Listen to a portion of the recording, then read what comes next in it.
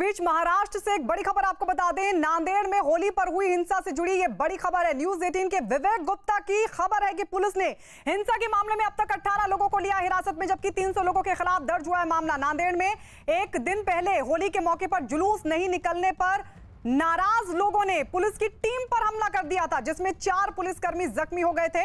और इस पूरे मामले में अब जो जानकारी निकलकर सामने आ रही है, जो बड़ी जानकारी निकलकर सामने आ रही है, उसके मुताबिक 18 लोग लिए गए हैं हिरासत में। 18 लोगों को पुलिस ने हिरासत में लिया है। आपको बता दें, एक दिन पहले का ये पूरा मामला, और इस मामले में जहां 18 लोगों को हिरासत में लिया गया, तो जानकारी भी कि 300 लोगों के खिलाफ दर्ज हुआ है मामला। नांदेड़ में एक दिन पहले होली के मौके पर जुलूस नहीं निकालने से नाराज लोगों ने पुलिस की टीम पर ही हमला कर दिया था, जिसमें 4 पुलिसकर्मी जख्मी हो गए थे। ये तस्वीर हम आपको दिखा रहे हैं, कल की तस्वीर, होली के दिन की ये तस्वीर, जब पुलिस टीम पर हमला हुआ था।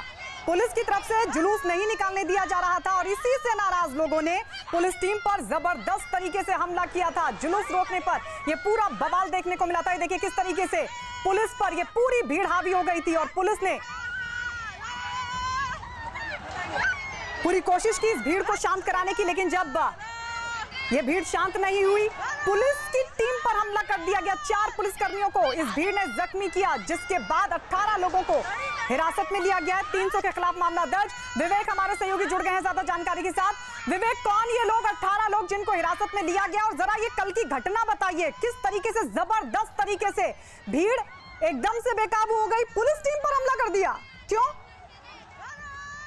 गायत्री, देखिए आपको बताना चाहेंगे कि नांदेड़ के गुरुद्वारा साहिब में कुछ लोग दर्शन के लिए पहुंचे थे और एक रीति रिवाज के तहत होली के दिन एक सिख समुदाय के लोग जुलूस निकालते हैं, लेकिन उस जुलूस निकालने की परमिशन मुंबई पुलिस और माफ कीजिएगा, नांदेड़ पुलिस और प्रशासन ने नहीं दी थी। और जो लोग दर्शन के लिए अंदर आए थे वो जबरन जुलूस निकालने की बात कर रहे थे, तो इसी के बाद जो नांदेड़ गुरुद्वारा कमेटी के लोगों ने गेट बंद कर दिए थे और बाहर पुलिस का कड़ा बंदोबस्त था। पुलिस उन्हें बार बार मना कर रही थी कि जुलूस निकालने की इजाजत नहीं है, लॉकडाउन लगा हुआ है और कोरोना वायरस जिस तरह से फैल रहा है, उसके बाद जो प्रशासन ने नियम लगाए थे उसके तहत कोई भी जुलूस नहीं निकाल सकता है। लेकिन जो लोग दर्शन के लिए गुरुद्वारा में पहुंचे थे, उन्होंने जबरन, आप तस्वीरों में भी साफ तौर पर देख सकते हैं किस तरीके से पुलिस की मौजूदगी में सबसे पहले गुरुद्वारे के जो गेट हैं उसको तोड़ते हैं और तोड़ने के बाद पूरी तरह से वायलेंट हो जाते हैं और हाथों में तलवार लिए हुए पुलिस पर हमला करते हैं। और जो पुलिस की गाड़ियां वहाँ पे मौके पे मौजूद रहती है, उनकी गाड़ियों पर पत्थरबाजी भी करते हैं।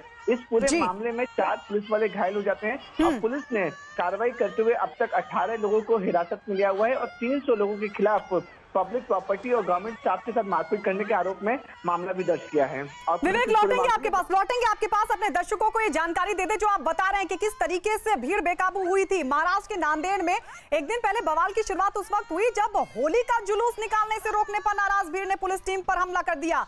पुलिस वालों पर भीड़ ने तलवार से हमला किया। सोचिए, भीड़ ने तलवार से हमला किया और कईयों के साथ मारपीट भी की गई। इतना ही नहीं, इस दौरान वहां मौजूद गाड़ियों को भी निशाना बनाया गया। थोड़ी ही देर में वहां हालात इस कदर बिगड़ गए कि वहां भारी संख्या में पुलिस बुलानी पड़ी। ये बवाल उस वक्त हुआ जब वहां गुरुद्वारे से होली के दिन जुलूस निकालने की कोशिश की गई, जिस पर कोरोना की वजह से प्रशासन ने पाबंदी लगा दी है। लेकिन इसके बाद भी वहां जुलूस निकाला गया, जिसमें भारी संख्या में लोग शामिल हुए। हालात उस वक्त बिगड़ गए जब पुलिस ने जुलूस को रोकने की कोशिश की, जिसके बाद गुस्साई भीड़ ने उन पर हमला किया। इस हमले में 4 पुलिसकर्मी जख्मी हो गए। पुलिस ने मामले में केस दर्ज कर जांच शुरू कर दी। 18 लोग हिरासत में, 300 के करीब लोगों पर मामला दर्ज, क्योंकि देखिए जबरदस्त तरीके से यह हमला हुआ। तलवार से हमला किया पुलिस टीम पर। 300 ते 400 मुलं हल्लाबोलच्या तयारीने गेट तोडून बाहेर आलेत आणि पारंपरिक मार्गाने त्यांनी हल्लाबोल केलेला आहे। यामध्ये 4 कर्मचारी जखमी झालेले आहेत, शासकीय वाहनांचं नुकसान झालेलं आहे। आम्ही आता गुन्हा दाखल करून पुढील कायदेशीर कारवाई करत आहोत। विवेक, मतलब एक तो चोरी ऊपर से सीना चोरी। आप सोचिए, महाराष्ट्र में 31,000 से ज्यादा मामले पिछले 24 घंटों में। हंसी खेल है क्या? लगातार सख्ती की कोशिश हो रही है ताकि इन लोगों को ही बचाया जा सके, लेकिन अब क्या ये लोग इतने लापरवाह हो चुके कि पुलिस टीम पर हमला करेंगे अगर पुलिस नियमों का पालन करवाएगी तो?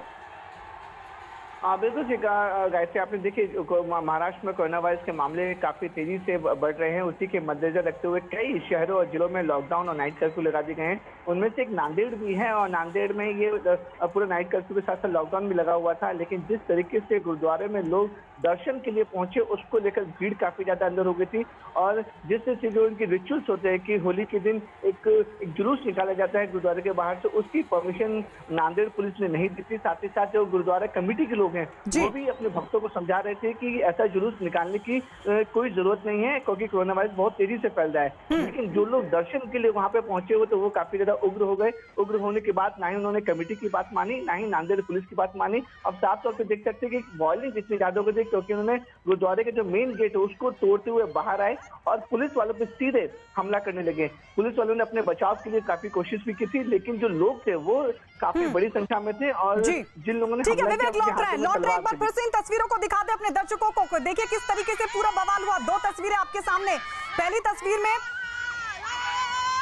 ये देखिए, एक बार फिर से इन तस्वीरों को देखिए किस तरीके से ये पूरा बवाल हुआ था। कल के दिन ये बवाल हुआ था और अब दो तस्वीरें हम आपको दिखा रहे हैं। पहली तस्वीर में कुछ लोग पुलिस की गाड़ी पर तलवार से हमला करते दिख रहे हैं, जबकि दूसरी तस्वीर में लोगों ने पुलिस की गाड़ी पूरी तरीके से तोड़ डाली। ये जबरदस्त तरीके से हमला हुआ है, पुलिस पर तलवार से हमला हुआ है। और जो तस्वीरें आप देख रहे हैं साफ तौर पर देखिए, किसी के मुंह पर कोई मास्क नहीं है। लॉकडाउन था, मना किया गया था, कोई भीड़ इकट्ठा नहीं होगी, लोग इकट्ठा नहीं होंगे, होली नहीं मनाई जाएगी, कोई सार्वजनिक कार्यक्रम नहीं होगा। लेकिन लापरवाह लोग, बेपरवाह लोग सड़कों पर उतर आए। पुलिस ने जब मना किया तो देखिए पुलिस पर किस तरीके से हमला हुआ, गेट तोड़ डाला गया। गेट तोड़ते हुए भीड़ आगे बढ़ती चली गई। पुलिस ने रोकने की कोशिश की लेकिन भीड़ नहीं मानी और उसके बाद पुलिस पर हमला हुआ। सोचिए, तलवार से पुलिस पर हमला किया गया है। पुलिस टीम पर इस हमले में 4 पुलिसकर्मी जख्मी हो गए और बताया जा रहा है कि 18 लोगों को हिरासत में लिया गया। 300 के करीब लोगों पर दर्ज हुआ है मामला।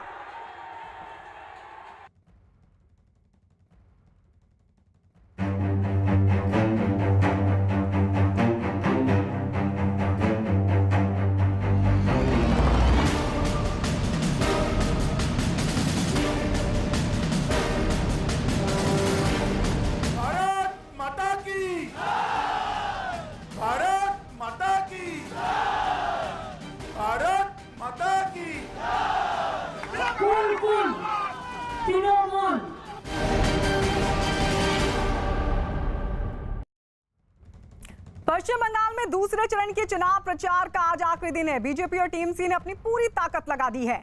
दूसरे चरण में नंदीग्राम में भी चुनाव है, लिहाजा सभी दलों ने अपनी सीट अब पूरी ताकत लगा दी है। और इस पर आपको बता दें, आज ताबड़तोड़ रैलियां होने वाली हैं। बंगाल की अगर बात करें तो गृह मंत्री अमित शाह के 3 रोड शो और चुनावी जनसभा है। अमित शाह का पहला रोड शो करीब दोपहर 12 बजे नंदीग्राम में होगा। इसके बाद वो पश्चिम मेदिनीपुर के डेबरा में दोपहर करीब 1:30 बजे और पूर्व मेदिनीपुर के पौशकुड़ा पश्चिम में दोपहर करीब 3 बजे करेंगे रोड शो। इसके बाद शाम 5 बजे के करीब वो दक्षिण 24 परगना में डायमंड हार्बर में चुनावी जनसभा को संबोधित करेंगे। और दूसरी तरफ ममता बनर्जी भी आज सुबह 11 बजे नंदीग्राम में रोड शो करेंगे, जबकि मिथुन चक्रवर्ती शाम 4 बजे शुभेंदु अधिकारी के लिए नंदीग्राम में ही करेंगे रोड शो। ये ताबड़तोड़ रैलियां।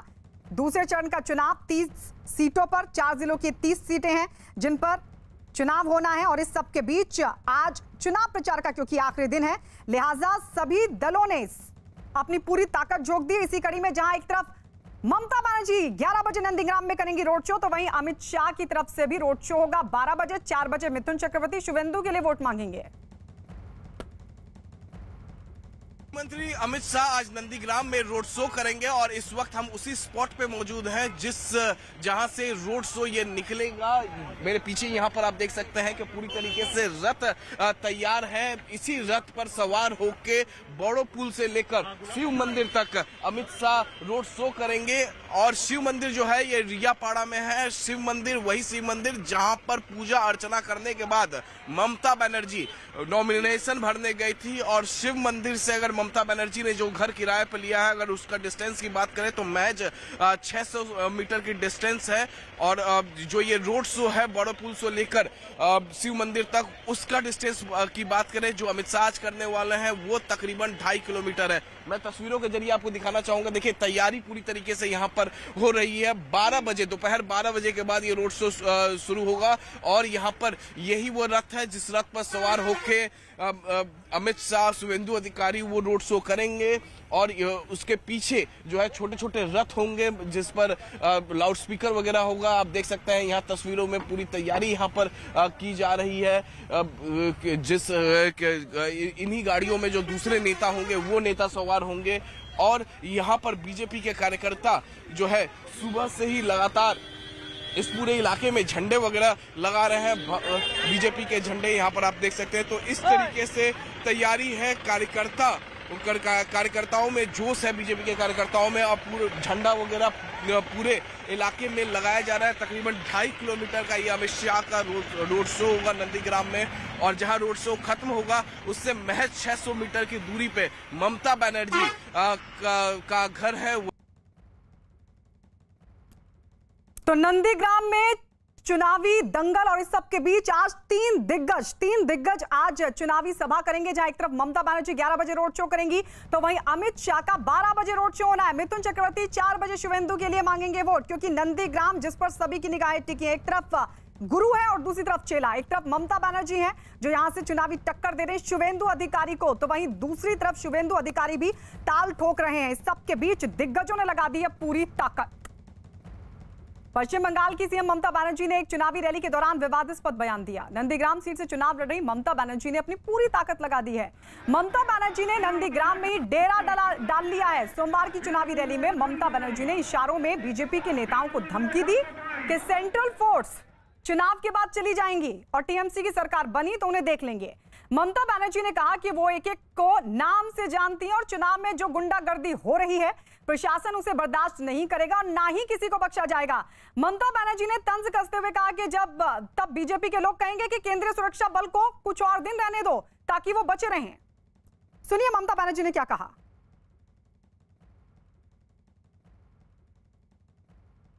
এই গুন্ডাগুলোর নাম কিন্তু আমি জানি, আমি প্রত্যেকটা নাম জানি। খাতায় আমিও সযত্নে রক্ষা করব। আর দেখছি কার কত গুন্ডামির জোর আমি দেখছি। প্রশাসন গুন্ডামিকে বরদাস্ত করবেন না। প্রশাসনের মতো কাজ করবে। ইলেকশনের সময় বাইরের পুলিশ অনেক আসে আর এখানকার পুলিশেরাও তাদের দোষ নেই, তারা ভয়ে ভয়ে মাথা নিচু করে চলে। আমি মনে করি অন্যায়ের বিরুদ্ধে ব্যবস্থা যে না নেবে সে বুঝতে পারবে আগামী দিন তো আমরাই থাকবো, তখন আমরা দেখে নেব। ভোটের পরে তো সব পালাবে, তখন বলবে আর কিছুদিন সেন্ট্রাল ফোর্সকে রেখে দাও, যেন আমাদের বাঁচিয়ে দেয়। তারপর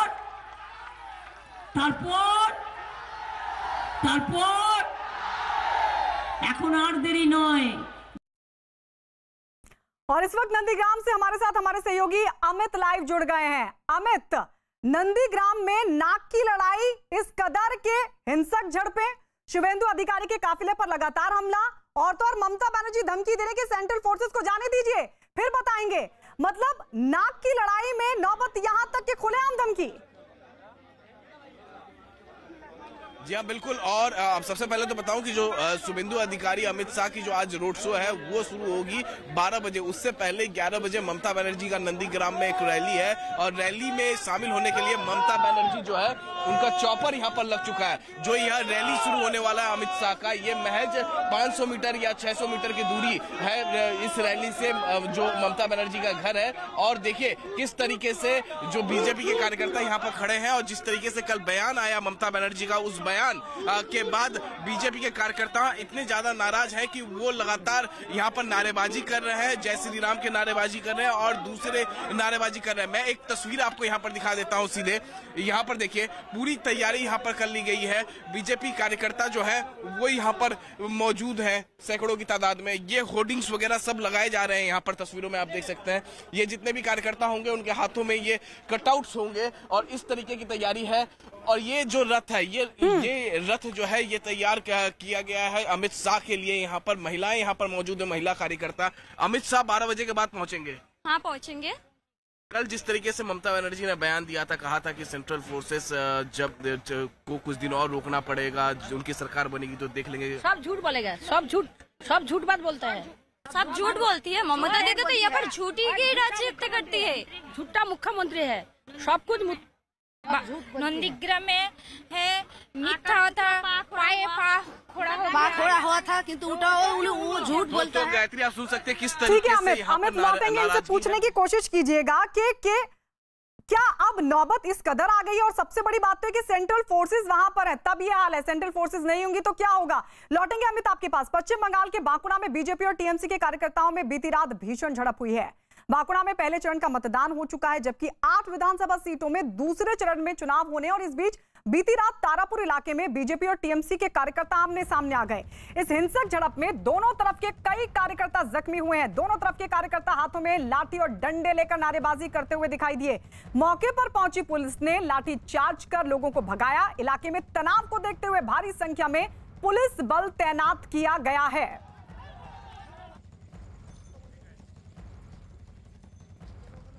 अमित लगातार हमारे साथ बने हुए। अमित, लगातार सवाल यही उठ रहा है कि अभी तो सेंट्रल फोर्सेस है, तब ये हाल देखिए। टीएमसी और बीजेपी के कार्यकर्ता जिनके बीच झड़प भी हुई है, हिंसक झड़प हुई है। और सबसे बड़ी बात है कि ममता बनर्जी कह रही है कि एक एक को नाम से जानती हूं, मैं एक एक को नाम से जानती हूं, सेंट्रल फोर्सेस को जाने दीजिए, उसके बाद बताऊंगी। ये डर क्यों है इतनी बौखलाहट क्यों है ममता बनर्जी में? भैया जी हाँ, बिल्कुल। देखिए, धर्मेंद्र प्रधान केंद्रीय मंत्री वो पहुंच चुके हैं यहाँ पर अमित शाह के रोड शो के लिए। हमारे साथ इस वक्त नंदीग्राम विधानसभा के बीजेपी के प्रभारी हैं, हम सीधे इनसे बातचीत कर लेते हैं। जिस तरीके से कल ममता बनर्जी का बयान आया, ममता बनर्जी ने कहा कि हम देख लेंगे सभी बीजेपी नेताओं को, कार्यकर्ताओं को जो इस इलाके में है। अब केंद्रीय बाहिनी सेंट्रल फोर्सेस तो वो वापिस ही चली जाएगी। देखिए, ममता जी देखेंगी या नहीं देखेंगी ये तो भविष्य बताएगा, लेकिन बंगाल की जनता और नंदीग्राम की जनता ममता जी के, टीएमसी को और उनके कार्यकर्ताओं के व्यवहार को देख रही है। वही जवाब देगी। 2 मई के बाद जवाब आएगा। जिस तरीके से धमकी दे रही है कि आप लोग इलेक्शन कमीशन में शिकायत करेंगे, जो उनका वीडियो वायरल हुआ है, जो वीडियो आया, इलेक्शन कमीशन जाएंगे आप लोग? ये टीएमसी की कार्यसंस्कृति है कि वो विपक्षी दल को धमकाते हैं। जो लोग भाजपा का झंडा उठाएंगे उनको धमकाया जाएगा, ये उनकी कार्यसंस्कृति है। हम चुनाव आयोग को बिल्कुल इस बारे में बोलेंगे कि ये सब रोका जाए, और लगातार हम लोग बोल भी रहे हैं। लेकिन मुख्य निर्णय इन सारे व्यवहार पर बंगाल की जनता अपना मन बना चुकी है, और 2 मई के बाद यहाँ पर भारतीय जनता पार्टी की सरकार बनेगी और इस कार्य संस्कृति को बदला जाएगा। 12 बजे अमित शाह यहाँ पहुँच जाएंगे। बिल्कुल बिल्कुल। तो 12 बजे अमित शाह पहुंच जाएंगे, और जो अमित शाह की जो रोड शो है वो तकरीबन 2.5 किलोमीटर का है। और बीजेपी के जो नंदीग्राम विधानसभा के जो प्रभारी हैं मनोरंजन मिश्रा, उनका साफ साफ ये कहना है जिस तरीके से लौटेंगे आपके पास, लेकिन इस बीच अपने दर्शकों को लेकर चुनाव आयोग में जाएंगे। बिल्कुल लौटेंगे अमित आपके पास। तो 3 दिग्गज आज नंदीग्राम में चुनावी ताल ठोकने जा रहे हैं, प्रचार करने जा रहे हैं। जहां एक तरफ ममता बनर्जी अब से थोड़ी देर बाद रोड शो करेंगी, तो वहीं अमित शाह 12 बजे रोड शो करेंगे नंदीग्राम में, और वहीं 4 बजे मिथुन चक्रवर्ती शुवेंदु के लिए मांगेंगे वोट। और आइए बढ़ते आगे। असम विधानसभा चुनाव के दूसरे और तीसरे चरण के लिए आज बीजेपी अध्यक्ष जेपी नड्डा चुनाव प्रचार करेंगे। दोपहर करीब 12 बजे उनकी पहली चुनावी जनसभा नलबाड़ी जिले के धर्मपुर में होगी। इसके बाद धुबड़ी जिले के बिलासी पारापुर में दोपहर करीब 1:30 बजे दूसरी चुनावी रैली को संबोधित करेंगे। इसके बाद वो कामरूप जिले के गुवाहाटी पश्चिम में दोपहर करीब 3:30 बजे चुनावी रैली को संबोधित करेंगे। कांग्रेस के पूर्व अध्यक्ष राहुल गांधी भी आज असम में रहेंगे। राहुल गांधी आज सिलचर, दीमा हसाओ के हापलंग और कार्बी आंगलोंग के बोकाजान में चुनावी सभा करेंगे। तो असम में जेपी नड्डा भरेंगे हुंकार। एक तरफ असम में जेपी नड्डा की चुनावी सभा है, तो वहीं दूसरी तरफ राहुल गांधी भी प्रचार करेंगे। राहुल गांधी कई जगहों पर यहां प्रचार करेंगे। तो असम में लगातार धुआंधार प्रचार। आपको बता दें, असम में एक चरण का चुनाव कंप्लीट हो चुका है, दूसरे चरण के लिए चुनाव प्रचार। इस सब के बीच आपको यह भी बता दें कि जहां जेपी नड्डा चुनाव प्रचार करेंगे, तो वहीं राहुल गांधी भी चुनावी ताल ठोकेंगे। प्रधानमंत्री नरेंद्र मोदी आज केरल के पालक्काड में सुबह करीब 11 बजे वो जनसभा को संबोधित करेंगे, और इसके बाद पीएम मोदी तमिलनाडु जाएंगे, जहां वो धारापुरम में दोपहर करीब 12:30 बजे चुनावी रैली को संबोधित करेंगे। और इसके बाद प्रधानमंत्री मोदी पुदुचेरी के लिए हो जाएंगे रवाना, जहां वो शाम करीब 4:30 बजे एएफटी थिडल में चुनावी जनसभा को संबोधित करेंगे। तीनों राज्यों में एक चरण में 6 अप्रैल को वोटिंग होगी। तो 3 राज्यों में पीएम की रैली है। दक्षिण भारत के दौरे पर प्रधानमंत्री नरेंद्र मोदी और उनकी जनसभा का एक कार्यक्रम, जहां केरल के पालक्काड में उनकी चुनावी रैली होनी है, तो वहीं केरल के दौरे पर भी रहेंगे। इसके अलावा तमिलनाडु में भी चुनाव प्रचार करेंगे प्रधानमंत्री मोदी।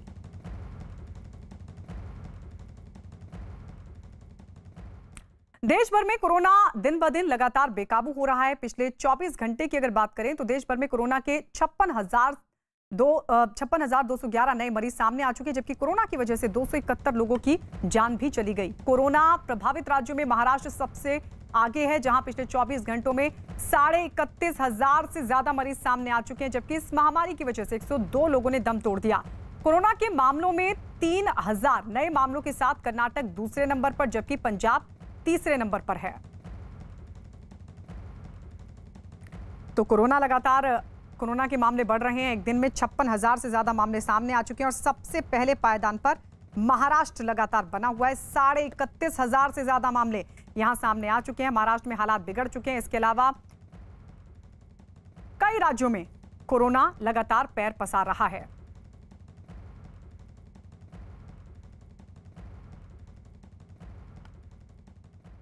और इस वक्त हमारे साथ हमारे सभी सहयोगी जुड़ चुके हैं। मनोज शर्मा हमारे साथ भोपाल से जुड़ चुके हैं, दिवाकर सिंह मुंबई से हमारे साथ हैं और भवानी सिंह जयपुर से हमारे साथ जुड़ चुके हैं। इसके अलावा दिल्ली से जावेद भी हमारे साथ जुड़ चुके हैं। लेकिन सबसे पहले मनोज, आपके पास आते हुए जरा बताइए वहां पर क्या हालात हैं और क्या कुछ कदम प्रशासन की तरफ से उठाए गए हैं?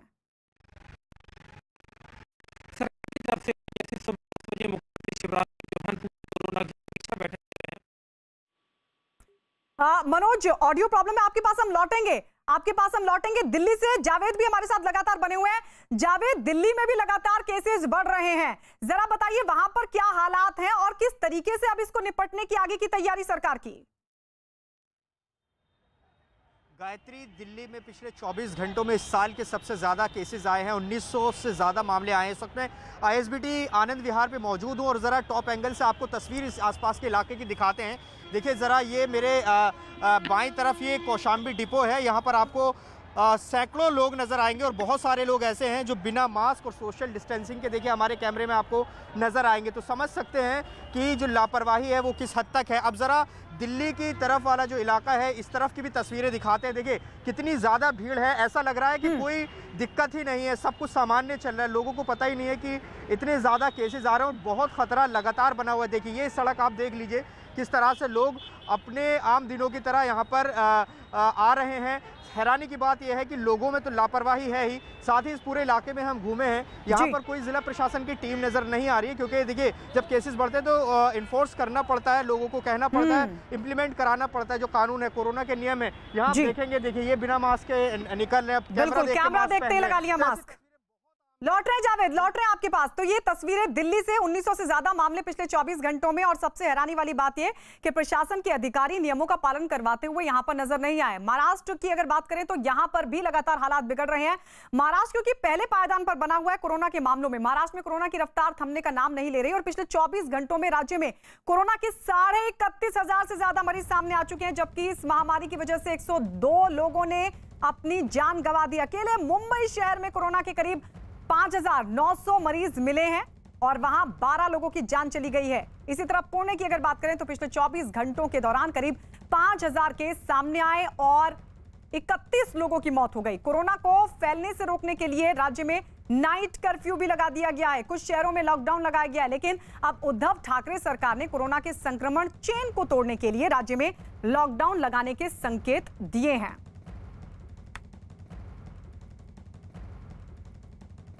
तो अकेले मुंबई की अगर बात करें तो 5,900 मामले अकेले मुंबई में सामने आए। हालात लगातार महाराष्ट्र में बिगड़ रहे हैं। मुंबई से हमारे साथ दिवाकर हमारे सहयोगी लगातार बने हुए हैं।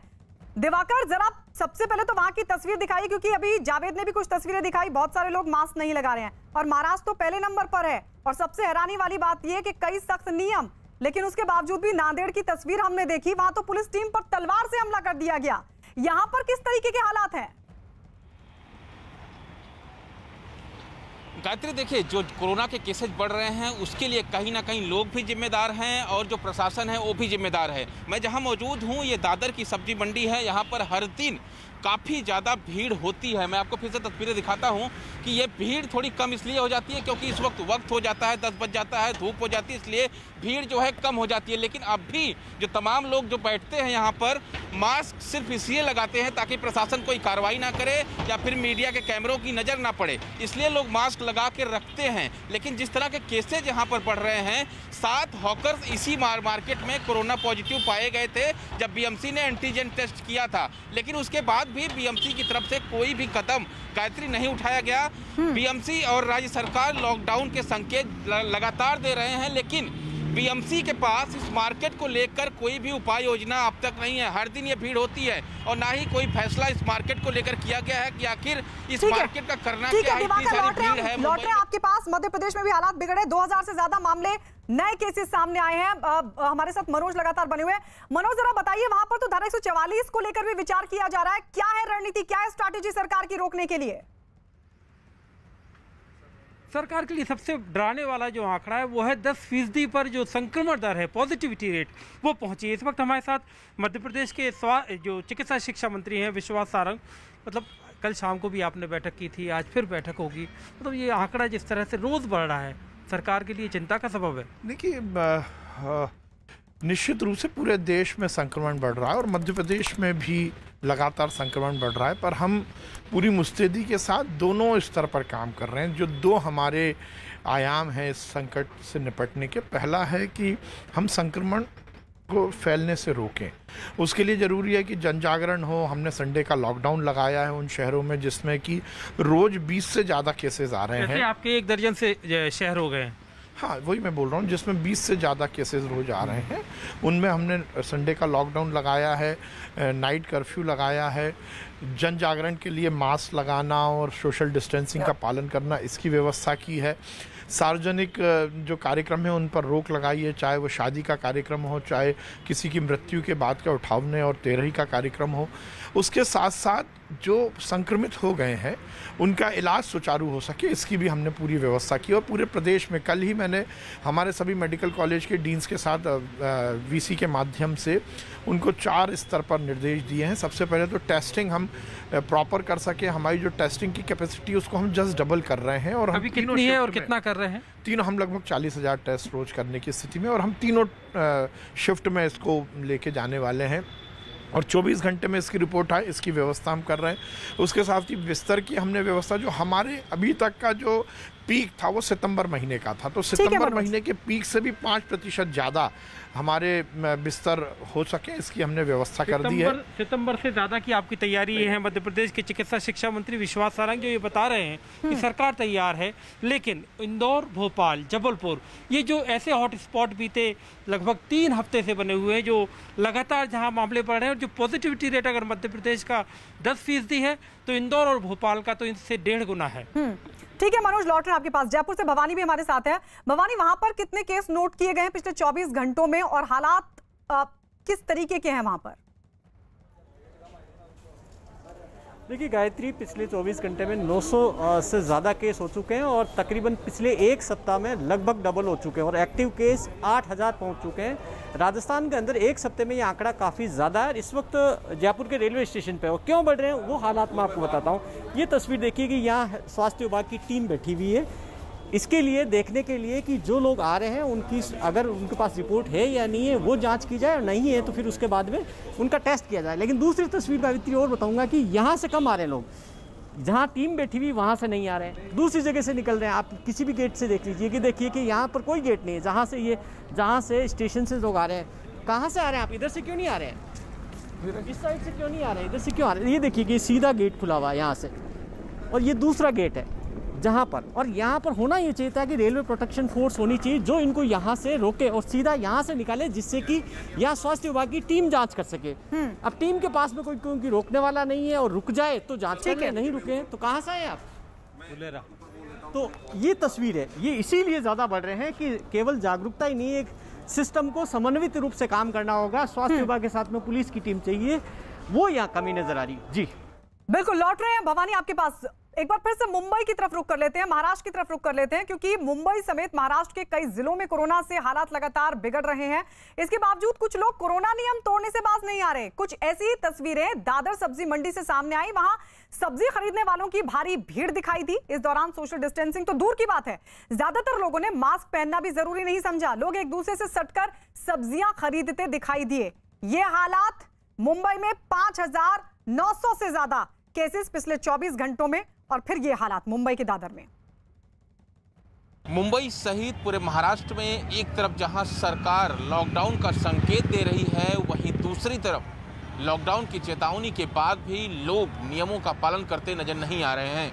मैं इस वक्त मौजूद हूं दादर की उसी सब्जी मंडी में जहां हालात जस के तस बने हुए हैं। आप देखिए तस्वीरें, जो हालात हैं इस वक्त, यही भीड़ लगातार सामने आती है, लेकिन बावजूद इसके इस भीड़ में ना तो सोशल डिस्टेंसिंग का पालन होता है और ना ही मास्क जो है लोगों के चेहरे पर नजर आता है। अगर मास्क चेहरे पर होता है तो गले में लटका होता है या फिर नाक के नीचे होता है। तो ये जो स्थिति है, और यही स्थिति जो है मुंबई में कोरोना के केसेज को बढ़ा रही है। सबसे अहम चीज़ ये कि इसमें बीएमसी का भी रोल है। बीएमसी के पास कोई उपाय योजना नहीं है जिससे इस मार्केट को शिफ्ट किया जा सके कहीं पर इस भीड़ को कम करने के लिए। बीएमसी लगातार ये दावा करती रही है कि हम इसको लेकर उपाय योजना कर रहे हैं, लेकिन उपाय योजना क्या है अब तक जो है वो सामने नहीं आई है, और जिसके चलते इस तरह की भीड़ दादर के मंडी में देखने को हर दिन मिल रही है। मुंबई में कोरोना के मरीजों की संख्या बढ़ने के बाद प्रशासन ने सख्ती को बढ़ा दिया है, और यही वजह रही कि मुंबई के दहीसर टोल नाके पर पुलिस ने चेकिंग अभियान चलाया और बेवजह अपने घरों से निकलने वालों के खिलाफ की कड़ी कार्रवाई। मुंबई सहित पूरे महाराष्ट्र में नाइट कर्फ्यू घोषित होने के बाद मुंबई पुलिस सख्त एक्शन में है और यहाँ पर सख्ती के साथ चेकिंग वगैरह की जा रही है। मुंबई पुलिस के तमाम जवान इस वक्त दहीसर टोल नाका के पास बैरिकेडिंग लगाकर लगातार चेकिंग कर रहे हैं। चेकिंग इस बात की कि कोई जो है बिना वजह तो नहीं घूम रहा है या फिर कोई जो है नियमों का जो उल्लंघन है वो तो नहीं कर रहा है। इसके बाद से ये लगातार चेकिंग चल रही है। आपको बता दें कि ये जो रास्ता है ये पालघर थाने को जोड़ता है, और वहाँ से बड़ी संख्या में जो लोग हैं वो जो है मुंबई में आते हैं। वो चेकिंग अभियान इसी तरह से पूरी मुंबई में मुंबई की पुलिस जो है वो चलाती है, ताकि जो लोग बिना वजह बाहर घूम रहे हों, नियमों का उल्लंघन कर रहे हों, उनके खिलाफ सख्त कार्रवाई की जा सके। यही वजह है और लगातार चेकिंग अभियान चलाया जा रहा है। आज दूसरा दिन था नाइट कर्फ्यू का, और जिस तरह से केसेज कल सामने आए हैं 24 घंटे में करीब 5800 से ज़्यादा केसेज मुंबई में और 31,000 से ज़्यादा केसेज महाराष्ट्र में सामने आए हैं। फिर से महाराष्ट्र कोरोना हॉटस्पॉट बनने की राह पर अग्रसर है। कैमरामैन दिग्विजय के साथ दिवाकर सिंह, न्यूज़ 18 इंडिया, मुंबई। महाराष्ट्र में कोरोना के बढ़ते मामलों के बीच राज्य सरकार ने लॉकडाउन लागू करने के संकेत दिए और इसके लिए अधिकारियों को खाका तैयार रखने के लिए भी कहा है, लेकिन बीजेपी ने अभी से उद्धव सरकार को घेरना शुरू कर दिया है। लॉकडाउन ये उत्तर नहीं, लॉकडाउन को हम जोरदार विरोध करेंगे और लॉकडाउन को व्यापारी, इंडस्ट्री और सबसे बड़ी बात अनऑर्गेनाइज सेक्टर जो दिन भर काम करने के बाद ही शाम को उनको रोटी मिलती है, तो लॉकडाउन करो, नो प्रॉब्लम, सबको पैकेज दो। आपने कहा ना कि भाई साल में हमको 1 लाख करोड़ का कर्जा निकालना पड़ा, तो और 10-20 हज़ार करोड़ निकालो, किसने रोका है आपको? अपने स्टेट का जीडीपी इतना है कि उस जीडीपी का जो परसेंटेज होता है उस परसेंटेज में अभी भी कर्जा लेने की जो स्पेस है वो बाकी है।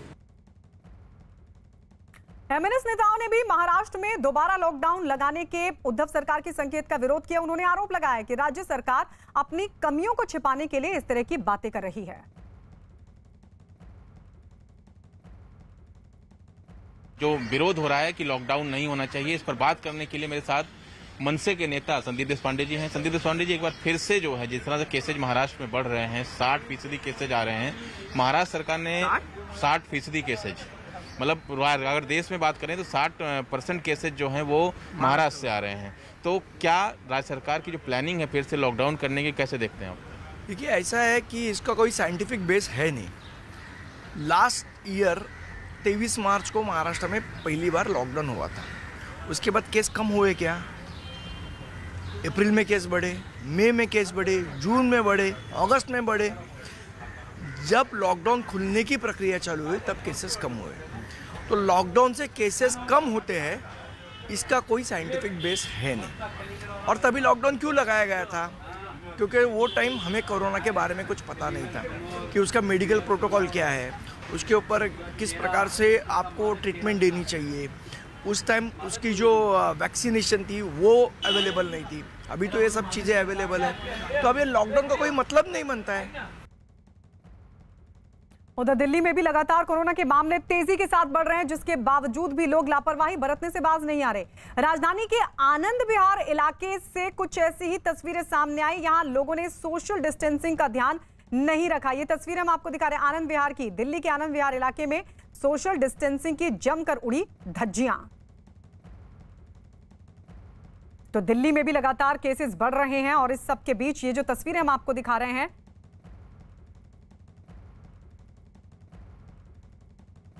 और इस बीच एक बड़ी खबर आपको बता दें। बड़ी खबर यह कि कोरोना के मरीजों की संख्या बढ़ने के बाद प्रशासन ने नागपुर में सख्ती बढ़ा दी। काफी तादाद में पुलिस सड़कों पर उतरी और फ्लैग मार्च किया, जिसकी तस्वीर आपके सामने। इस दौरान पुलिस ने लोगों से अपने घरों में ही रहने की अपील भी की। तो नागपुर की तस्वीरें आपको दिखा रहे हैं।